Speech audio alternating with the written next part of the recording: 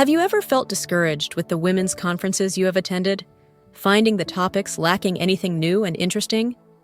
This feeling is not uncommon because some conferences often focus more on emotional upliftment rather than addressing deeper spiritual issues. Too often, Christian women's conferences focus on immediate emotional relief, instead of talking about the solid truth of the Scripture that challenges us to confront our sinful nature as the root problem.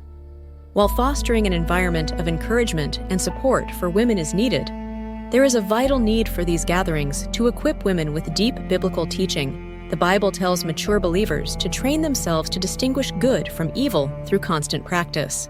True spiritual growth requires more than just feel-good messages. It requires solid food, deep theological teaching that challenges and changes women. Moreover, women's conferences should move beyond just sharing personal anecdotes and feel-good stories.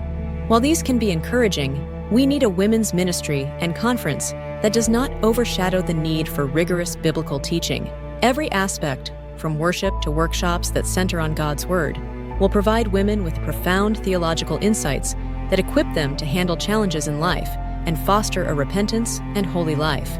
It is about time our conferences dig deeper by offering not just a temporary emotional fix, but lasting spiritual transformation.